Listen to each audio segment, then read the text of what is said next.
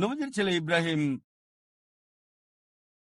মারা গেলেন, আর তখন সূর্যগ্রহণ হচ্ছিল।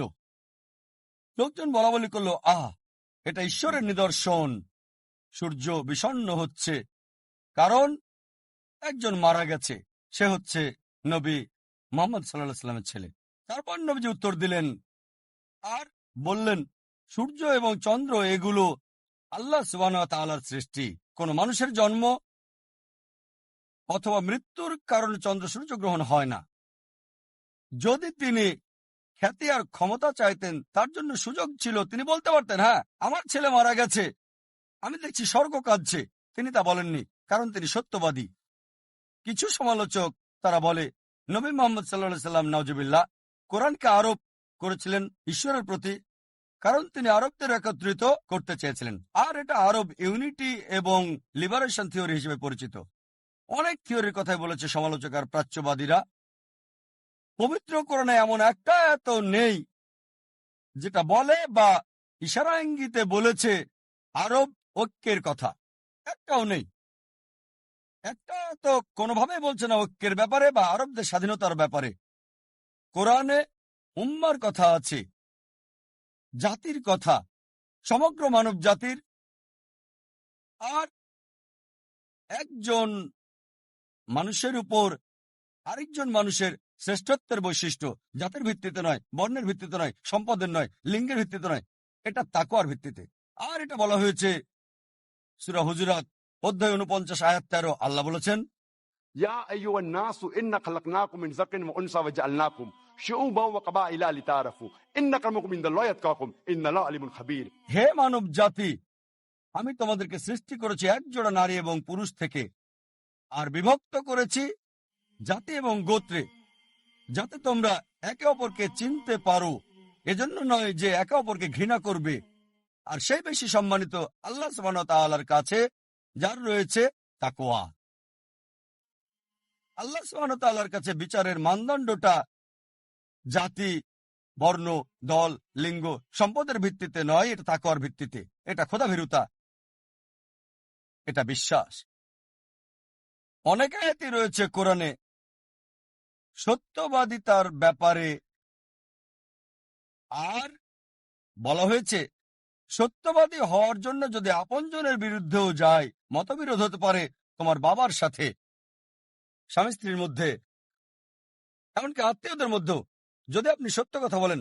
আল্লাহ কোরআনে বলেছেন সূরা তাওবা অধ্যায় 9 আয়াত 24, কুল ইন কানা আবাউকুম বলো হোক সেটা তোমার পিতা ওয়া আবনাউকুম অথবা তোমার সন্তান ওয়া ইখওয়ানুকুম অথবা তোমার ভাই ওয়া আজওয়াজুকুম অথবা তোমার সঙ্গী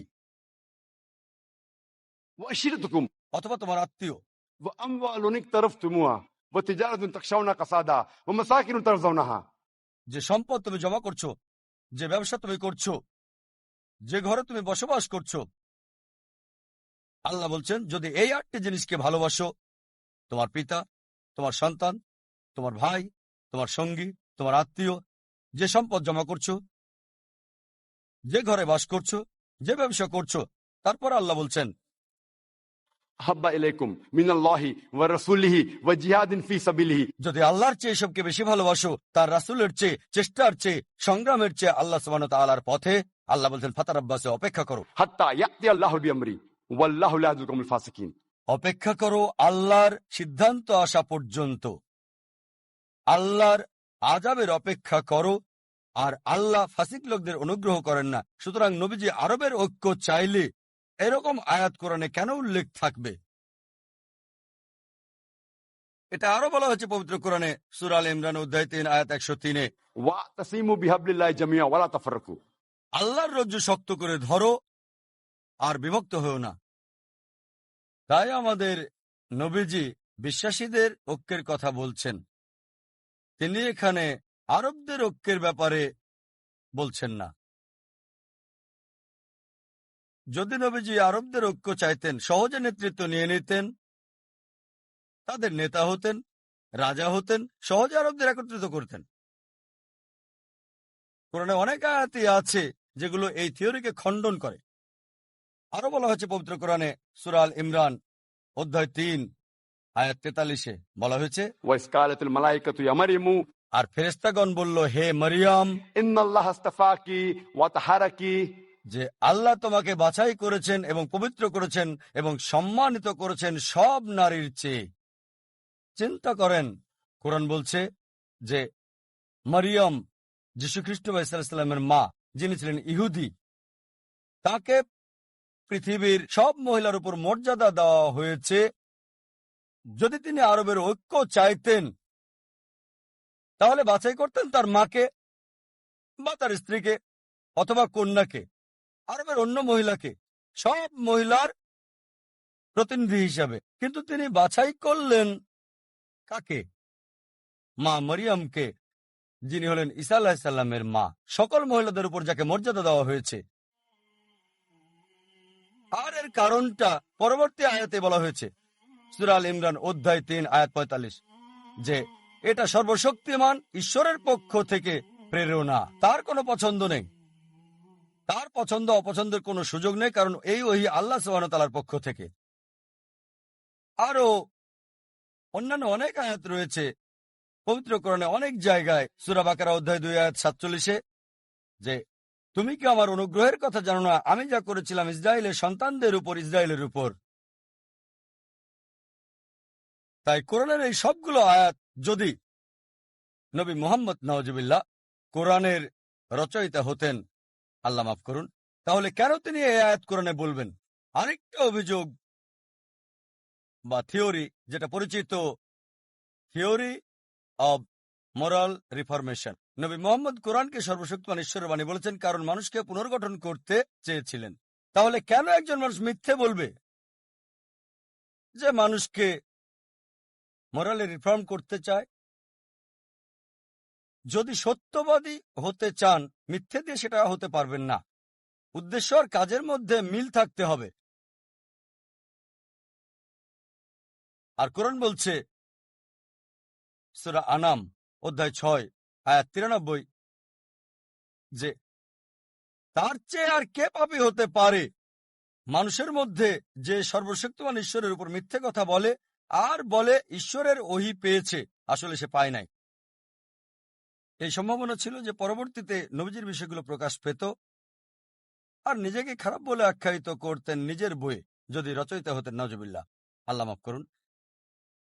এটা বলা হয়েছে সূরা হাক্কায় অধ্যায় 69 আয়াত 44, 45, 46, 47, যে যদি নবীর কোনো কথা আমার নামে চালিয়ে দিত, অবশ্যই তার ডান হাত ধরে ফেলতাম এবং তার জীবন ধমনী আমি কেটে ফেলতাম, আর তোমাদের মধ্যে কেউ তাকে রক্ষা করতে পারত না।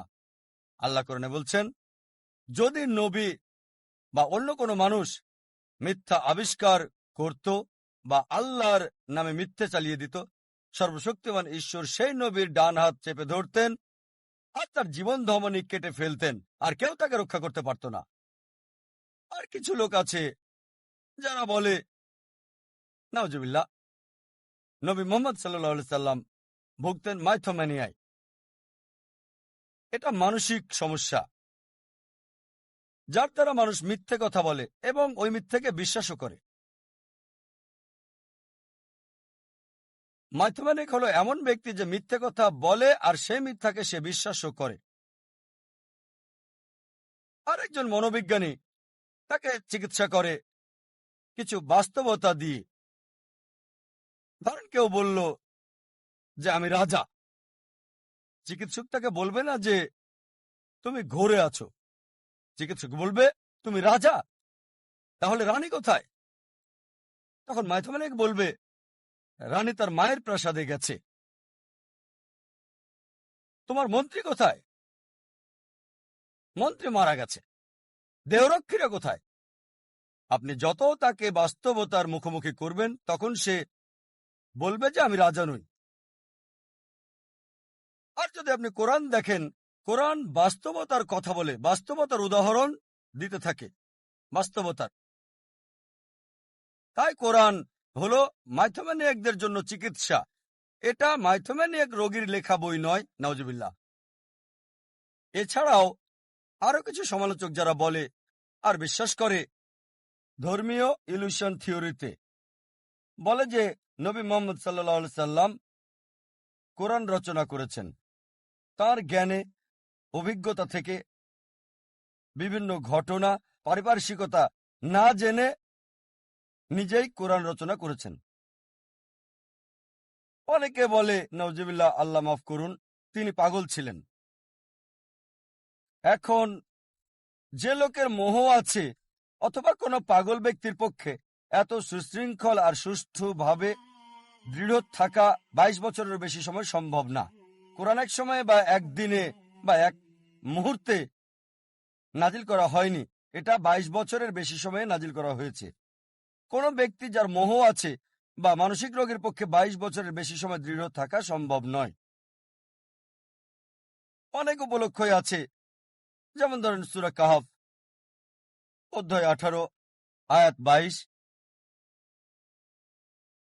যখন লোকজন গুহাবাসীর ব্যাপারে প্রশ্ন করত বা জুলকারনাইন সম্পর্কে, তিনি বলতেন আগামীকাল তোমাকে বলবো, কিন্তু নবীজি পরদিন উত্তর দিতে পারেননি। তাকে 15 দিন পর্যন্ত অপেক্ষা করতে হয়েছে, যতক্ষণ না সূরা কাহফ নাজিল হয় অধ্যায় 18 আয়াত 23 এবং 24, যে হে নবী, কখনো তুমি কোনো কথা নিজে বলো না ইনশাল্লাহ ছাড়া, যদি আল্লাহ চান। চিন্তা করেন, 15 দিন নবীজি টেনশনে ছিলেন, চিন্তিত ছিলেন, কেন ওহী আসছে না আমার কাছে। তারপর আল্লাহ ওহী পাঠালেন যে কখনো বলো না আমি আগামীকাল বলবো ইনশাল্লাহ ছাড়া, মানে যদি আল্লাহ চান, যদি ঈশ্বর চান। যদি তিনি নিজে কোরআন লিখতেন, সাথে সাথে উত্তর দিতেন বা পরবর্তীতে উত্তরটা দিতেন। আর দেরি হওয়ার কারণে অনেকে ইসলাম ধর্ম গ্রহণ করেছিল। তারা বুঝেছিল এটা কোনো মানুষের রচনা হতে পারে না, এটা অবশ্যই ঐশ্বরিক বাণী। আর এই আয়াত এখন আমরা পবিত্র কোরআনে দেখতে পাই। যদি তিনি নিজে রচনা করতেন, তাহলে কেন তিনি এই আয়াত উল্লেখ করবেন কোরআনে? এর মানে নবী মুহাম্মদ সাল্লাল্লাহু আলাইহি ওয়াসাল্লাম নাউজুবিল্লাহ পাগল ছিলেন না, মোহে ছিলেন না। আরেক শ্রেণীর মানুষ যারা বলে নবী মুহাম্মদ সাল্লাল্লাহু আলাইহি ওয়াসাল্লাম নাউজুবিল্লাহ পাগল ছিলেন, যখন বলবেন কিভাবে পাগল ছিলেন, তারা বলবেন না আসলে মিথ্যাবাদী। প্রমাণ করবেন মিথ্যাবাদী না, তখন তারা বলে দুটোই ছিল। একজন মানুষ হয় পাগল হবে, না হয় মিথ্যাবাদী, কখনো দুটোই হতে পারে না। কারণ একজন পাগলকে যখন প্রশ্ন করবেন, সাথে সাথে উত্তর দিবে, হোক যৌক্তিক বা অযৌক্তিক। একজন মিথ্যাবাদী চিন্তা করবে, চেষ্টা করবে আর সঠিক উত্তর দেবে। তাই দুটো হচ্ছে সাংঘর্ষিক। আমরা জানি নবী তিনটার কোনোটাই ছিলেন না, পাগলও ছিলেন না, মিথ্যাবাদীও না, কোনোটাই ছিলেন না। তাই এই সবগুলো উত্তর থেকে নিশ্চিত ভাবে আমরা বলতে পারি নবী মুহাম্মদ সাল্লাল্লাহু আলাইহি ওয়াসাল্লাম কোরআন রচনা করেননি। কিছু সমালোচক বলে থাকেন যে মুহাম্মদ নিজে কিতাব রচনা করে আল্লাহর নাম দিয়েছে, কারণ সে সুনাম, মর্যাদা, খ্যাতি আর নেতৃত্ব চেয়েছিল। মাইকেল এইচ হার্টের মতে তার বইয়ে লিখেছেন মানব ইতিহাসের সবচেয়ে প্রভাবশালী 100 ব্যক্তির নাম, আর সবার ব্যাপারেই তিনি বিশ্লেষণ করেছেন আদম আলাইহিস সালাম থেকে শুরু করে বর্তমান সময় পর্যন্ত। তিনি নবী মুহাম্মদ সাল্লাল্লাহু আলাইহি সাল্লামকে 1 নম্বরে রেখেছেন মানব ইতিহাসের সবচেয়ে প্রভাবশালী ব্যক্তি হিসেবে। তাই তিনি নেতা হতে চাইলে দাবি করতেন না যে কোরআন ঈশ্বরের পক্ষ থেকে, আসলে যদি তিনি রচনা করতেন। আর মাইকেল এইচ হার্ট কারণ দেখিয়েছেন প্রত্যেকের জন্য কেন 1 নম্বর, 2 নম্বর, 3 নম্বরে দিয়েছেন। আর বায়োগ্রাফির শেষ দিকে তিনি লিখেছেন এটা প্রশ্নাতীত সততা এবং ধর্মীয় প্রভাব যা নবী মুহাম্মদ সাল্লাল্লাহু আলাইহি সাল্লামকে সন্দেহাতীতভাবে 1 নম্বরে নিয়ে এসেছে, যিনি মানব ইতিহাসে সবচেয়ে বেশি প্রভাব বিস্তার করেছিলেন। নবী মুহাম্মদ সাল্লাল্লাহু আলাইহি সাল্লাম যদি চাইতেন খ্যাতি, যশ, ক্ষমতা, নেতৃত্ব, তিনি তা পেতেন। তার মধ্যে সব গুণই ছিল। মিথ্যে বলে কোরআনকে সর্বশক্তিমান ঈশ্বরের প্রতি আরোপের দরকার ছিল না, তার সব সম্ভাবনাই ছিল। যদি যৌক্তিকভাবে দেখেন, যদি কেউ ক্ষমতা, খ্যাতি, নেতৃত্ব, যশ, মর্যাদা চায়, পাশাপাশি তার সাথে ভালো খাবার, সুন্দর পোশাক, সুন্দর বাসস্থান, মনোরম প্রাসাদ, নিরাপত্তা ইত্যাদিও থাকে। কিন্তু যদি নবীজি মোহাম্মদ সাল্লাল্লাহু সাল্লামের জীবনী দেখেন, নিজে কাপড় ধুতেন, নিজের জুতো মেরামত করতেন, দুধ দোয়াতেন আর গৃহস্থালির সমস্ত কাজ নিজেই করতেন। তিনি মাটিতে বসে খেতেন। তিনি যখন যেতেন বাজারে, সাথে কোনো দেহরক্ষী থাকতো না। সরলতা এবং নম্রতার বিরল দৃষ্টান্ত ছিলেন তিনি। যে কেউ তাকে দাওয়াত করত, হোক সে দরিদ্র মানুষ, তিনি দাওয়াত গ্রহণ করতেন, আর যে সমস্ত খাবার দেওয়া হতো তিনি খেতেন। এইসব কারণে তার শত্রুরাও বলা বলি করত, যা পবিত্রকরণে বলা আছে। সূরা তাওবা অধ্যায় 9 আয়াত 61। আর সে সবার কথাই শোনে। রাগান্বিত হয়ে বলতো, আরে কেমন লোক, সে সবার কথাই শোনে, ধনী বা গরিব, সবার কথা। অনেক দৃষ্টান্ত আর উদাহরণ রয়েছে যেগুলো ইতিহাসের পাতায় লিপিবদ্ধ আর হাদিসে আছে। এমন একটা ঘটনা আছে, তা হলো আরব মুশরিকদের একজন প্রতিনিধি, নাম হলো উতবা। সে নবীজির কাছে এসে বলল যে, আরবের সব সম্পদ আপনাকে দিয়ে দেব, আমরা আরবের সবচেয়ে ধনী লোক বানাবো আপনাকে, আপনি চাইলে আমাদের নেতা বানাবো, আপনাকে রাজা বানাবো, বিনিময়ে আপনাকে যা করতে হবে তা হলো এই কথা প্রচার থেকে বিরত থাকবেন যে আল্লাহ এক। যদি নবীজি নেতৃত্ব চাইতেন, যদি রাজা হতে চাইতেন, প্রস্তাব গ্রহণ করতে পারতেন, সহজ ছিল। অনেক ঘটনা রয়েছে যখন আরবের মুশরিকরা তার চাচা আবু তালিবকে বলল যে তোমার ভাতিজাকে বিরত হতে বলো, বিশ্বভ্রাতৃত্বের আহ্বান আর এক ঈশ্বর থেকে। নবীজি চাচাকে উত্তর দিলেন, যদি তারা আমার ডান হাতে সূর্য আর বাম হাতে চাঁদ এনে দেয়, আমি বিরত হব না সত্য প্রচারে, আমি সত্য প্রচারে থামব না যতদিন আমার জীবন আছে, অথবা আল্লাহ যদি না চান। এবারে আসুন আমরা দেখি যে হিন্দু ধর্মগ্রন্থ অনুযায়ী হিন্দু ধর্মে মহান ঈশ্বর সম্পর্কে ধারণাটা কেমন। আর হিন্দু ধর্মগ্রন্থগুলোর মধ্যে একটা পবিত্র গ্রন্থ হলো উপনিষদ। ছান্দোগ্য উপনিষদে উল্লেখ করা হয়েছে 6 নম্বর অধ্যায় 2 নম্বর অনুচ্ছেদের 1 নম্বর পরিচ্ছেদ। Ikkam evidityam. এটা সংস্কৃত উদ্ধৃতি, যেটার অর্থ ঈশ্বর কেবলমাত্র একজন, দ্বিতীয় কেউ নেই। এরপর শ্বেতাসূত্র উপনিষদে উল্লেখ করা হয়েছে 6 নম্বর অধ্যায়ের 9 নম্বর অনুচ্ছেদে, Nachasya kashid. Janitana chadipa. যার অর্থ মহান ঈশ্বর, তার কোনো বাবা মা নেই, কোনো প্রভু নেই। সর্বশক্তিমান ঈশ্বর, তার কোনো বাবা নেই, তার কোনো মা নেই, তার উপরে আর কেউ নেই। শ্বেতাসূত্র উপনিষদে উল্লেখ করা হয়েছে 4 নম্বর অধ্যায়ের 19 নম্বর অনুচ্ছেদ, Na tasya pratima asti. মহান ঈশ্বরের কোনো প্রতিমা নেই।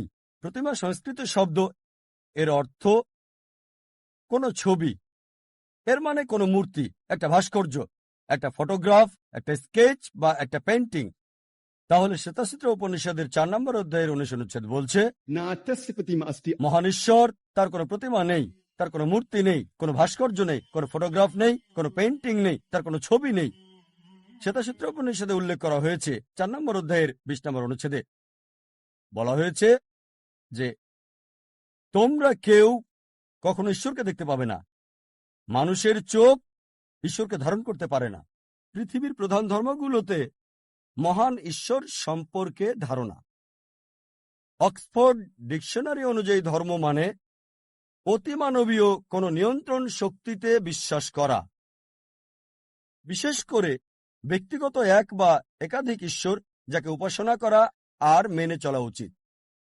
এক কথায় অক্সফোর্ড ডিকশনারি অনুযায়ী ধর্ম মানে ঈশ্বরে বিশ্বাস করা। আমার লেকচারের শুরুতে পবিত্র কোরআনের একটা আয়াত বলেছিলাম, সূরা আল ইমরান 3 নম্বর সূরার 64 নম্বর আয়াতে বলা হয়েছে, Kul ya ahlal kitab. বলো হে কিতাবীগণ, Ta'alaw ila kalmatin sawa'in bainakum. এসো সেই কথায় যা তোমাদের ও আমাদের মধ্যে এক। প্রথম সাদৃশ্য কি? Allah na'budu illallah. আমরা আল্লাহ ব্যতীত অন্য কারো ইবাদত করি না, Wala nushrika bihi shay'an. আমরা কোনো কিছুকে তার শরীক করি না। ولا يتخذ بعضنا بعضا أربابا من دون الله আমরা আল্লাহ ব্যতীত আমাদের মধ্য হতে কাউকেই রব হিসেবে গ্রহণ করি না। فإن تولوا যদি তারা মুখ ফিরিয়ে নেয় فكلوا شهدوا বলো তোমরা সাক্ষী থাকো بأننا مسلمون। অবশ্যই আমরা মুসলিম, আল্লাহ তাআলার কাছে নিজের ইচ্ছাকে সমর্পণ করি। পবিত্র কোরআনের এই আয়াতটা আমার মত অনুযায়ী আমি বলি এটাই হলো দাওয়া দেয়ার চাবিকাঠি। যখন আমরা অন্য মানুষের সাথে কথা বলি, অন্য ধর্মের মানুষের সাথে, কোরআন বলছে تعالوا إلى كلمة سواء بيننا وبينكم এসো সেই কথায় যা তোমাদের ও আমাদের মধ্যে এক। যদিও এই আয়াতটার একেবারে প্রথমেই বলা হয়েছে قل يا أهل الكتاب বলো হে কিতাবীগণ, তবে এই আয়াতটা অন্য সব ধর্মের মানুষের ক্ষেত্রেও ব্যবহার করা যায়। যদিও এখানে বিশেষ করে ইহুদি আর খ্রিস্টানদের কথা বলা হচ্ছে, তবে এটা অন্য সব ধর্মের অনুসারীদের ক্ষেত্রে ব্যবহার করা যায়। এখানে প্রথম সাদৃশ্যটা হচ্ছে ألا نعبد إلا الله। তার মানে আমরা আল্লাহ সুবহানাহু ওয়া তাআলা ব্যতীত অন্য কারো ইবাদত করি না। একটা জিনিস কমন আলহামদুলিল্লাহ, পৃথিবীর সবগুলো প্রধান ধর্মে একটা জিনিস কমন, সেটা হলো যে প্রত্যেক ধর্মের অনুসারীরাই তারা বিশ্বাস করে যে তারা যে ঈশ্বরকে মানে তিনি যেমন তাদের ঈশ্বর তেমনি অন্যদেরও ঈশ্বর। যেমন ধরেন হিন্দুরা যে ঈশ্বরের উপাসনা করে তারা বিশ্বাস করে তিনি যেমন হিন্দুদের ঈশ্বর তেমনি যারা হিন্দু না তাদেরও ঈশ্বর। তারপর খ্রিস্টানরা যে ঈশ্বরের ইবাদত করে তারা বিশ্বাস করে তিনি যেমন খ্রিস্টানদের ঈশ্বর তেমনি যারা খ্রিস্টান নয় তাদেরও ঈশ্বর। আর মুসলিমরা আমরা যে ঈশ্বরকে বিশ্বাস করি আমরা মানি আল্লাহ সুবহানাহু ওয়া তাআলা সর্বশক্তিমান ঈশ্বর, তিনি আমাদের মুসলিমদের ঈশ্বর, পাশাপাশি অমুসলিমদেরও ঈশ্বর। পৃথিবীর প্রধান ধর্মগুলোকে প্রধানত দুই ভাগে ভাগ করা যায়, সেমিটিক ধর্ম আর নন সেমিটিক ধর্ম। সেমিটিক ধর্ম হলো সেই সব ধর্মগুলো যেগুলো অনুসরণ করে সেমাইটরা। এই সেমাইট কারা? সেমাইট মানে হলো যারা শেমের বংশধর। আর বাইবেলে উল্লেখ করা হয়েছে ওল্ড টেস্টামেন্টে বুক অব জেনেসিসের 5 থেকে 11 অধ্যায়ে শেমের নাম উল্লেখ করা হয়েছে। এই শেম হলেন নবী নূহ আলাইহিস সালামের ছেলে, নূহ নবীর ছেলে। তাহলে সেমিটিক ধর্ম হলো সেই ধর্মগুলো যেগুলো মেনে চলে সেমাইটরা, শেমের বংশধরেরা, ইহুদিরা, তারপর আরবরা, আসিরিয়ান, ফিনিশিয়ান, তাদের ভাষা ছিল হিব্রু, আরবি, অ্যারামাইক, ফিনিশিয়ান ইত্যাদি। সেমেটিক ধর্মগুলোর মধ্যে প্রধান হল ইহুদি ধর্ম, খ্রিস্টান ধর্ম আর ইসলাম। নন সেমেটিক ধর্মগুলোকে আবার দুই ভাগে ভাগ করা যায়, যথা আর্য ধর্ম এবং অনার্য ধর্ম। আর্য ধর্ম হল সেই ধর্মগুলো যেগুলো পালন করত আর্যরা, ইন্দো ইউরোপিয়ান ভাষায় কথা বলা শক্তিশালী একটা জাতি, যারা এসেছিল ইরান আর উত্তর ভারত থেকে। সময়টা ছিল দ্বিতীয় মিলেনিয়ামের প্রথম অর্ধাংশে, তার মানে খ্রিস্টপূর্ব 2000 থেকে 1500 সালের মধ্যে। আর্য ধর্মকে আবার দুই ভাগে ভাগ করা যায়, বৈদিক ধর্ম এবং নন বৈদিক ধর্ম। বৈদিক ধর্ম হলো সেই ধর্ম যেখানে লোকজন বেদকে অনুসরণ করে।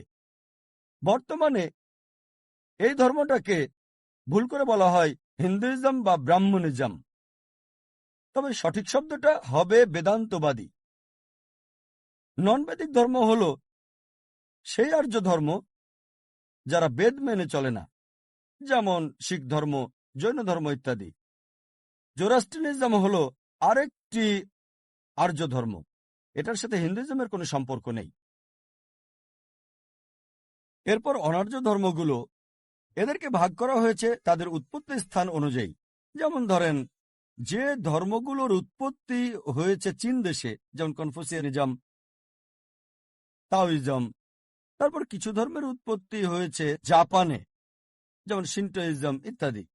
তবে এই অনার্য ধর্মগুলোর বেশিরভাগের ক্ষেত্রেই ঈশ্বর সম্পর্কে কোনো কথা বলা হয়নি, আর এই ধর্মগুলোকে বলা যায় অনেকটা নীতিশাস্ত্রের মতো। আর এই কারণে আজকের এই লেকচারের কথা যদি বলেন পৃথিবীর প্রধান ধর্মগুলোতে ঈশ্বর সম্পর্কে ধারণা, আমি এখানে কথা বলবো আর্য ধর্ম আর সেমেটিক ধর্ম নিয়ে। পৃথিবীর বিভিন্ন প্রধান ধর্মে ঈশ্বরের ধারণা সম্পর্কে বলার আগে আমি একটা ব্যাপার পরিষ্কার জানিয়ে দিতে চাই। আপনি যদি কোনো ধর্ম সম্পর্কে জানতে চান, রীতিনীতি সম্পর্কে সঠিক ধারণা পেতে চান, তাহলে দেখেন সেই ধর্মের পবিত্র গ্রন্থগুলিতে মহান ঈশ্বর সম্পর্কে কি বলা হয়েছে। কোন ধর্মের অনুসারীদের দেখে যদি সেই ধর্মের মহান ঈশ্বর সম্পর্কে ধারণা পেতে চান, সেটা হয়তো সঠিক হবে না। কারণ অনেক সময় দেখা যায় একটা ধর্মের অনুসারীরাই জানে না তাদের ধর্মে ঈশ্বরের সঠিক ধারণা কি। এই কারণে কোন ধর্মের ঈশ্বর সম্পর্কে সঠিক ধারণাটা পাওয়ার সবচেয়ে সেরা উপায় হলো দেখতে হবে যে সেই ধর্মের পবিত্র ধর্মগ্রন্থগুলিতে মহান ঈশ্বর সম্পর্কে কি বলা হয়েছে। আর্য ধর্মগুলোর মধ্যে সবচেয়ে বিখ্যাত ধর্ম সেটা হলো বেদিক ধর্ম, যে ধর্মটাকে বলা হয় হিন্দুইজম।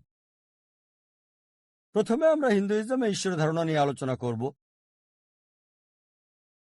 যদি কোনো হিন্দুকে প্রশ্ন করেন যে আপনি কতগুলো দেবদেবীতে বিশ্বাস করেন, কেউ বলবে 3 জন, কেউ বলবে 10 জন, কেউ বলবে 1000, আবার অনেকে হয়তো বলবে 33 কোটি দেবদেবতা আছে আমাদের।